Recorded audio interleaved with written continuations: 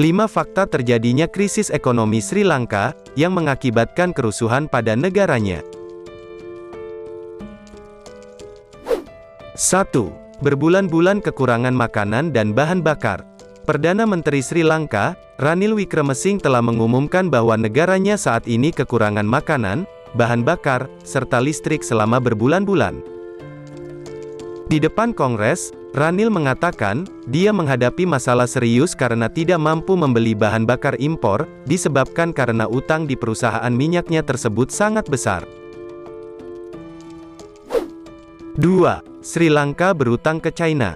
Salah satu penyebab kebangkrutan Sri Lanka, adalah mengutang di negara China. Saat ini, utang luar negeri, ULN, mencapai 51 miliar dolar, atau 754,8 triliun rupiah, dengan asumsi kurs Rp14.800 per US dollar.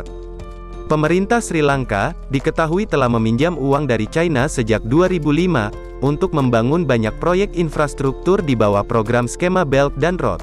Salah satu infrastruktur yang dibangun dengan bantuan utang dari China yaitu Pelabuhan Hambantota. Sayangnya, beberapa proyek infrastruktur yang dibangun dengan dana utang, diyakini tidak memiliki dampak ekonomi di Sri Lanka.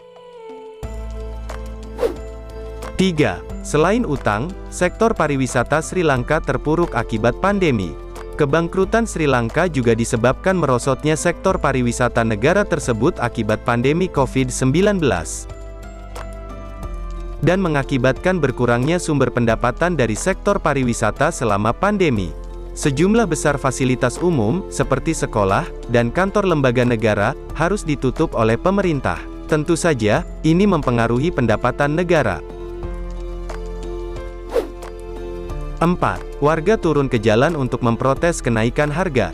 Sri Lanka tidak dapat membayar bunga atas utangnya pada tahun 2022, mengakibatkan merusak kepercayaan investor.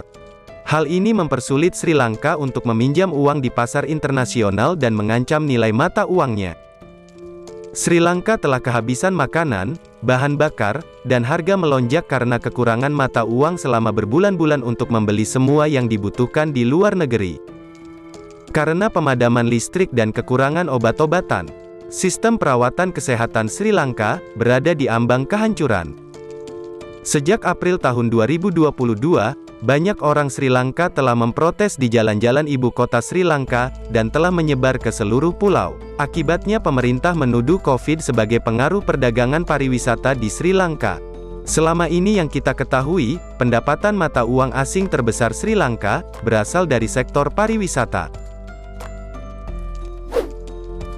5. Orang-orang Sri Lanka, akhirnya meninggalkan negaranya.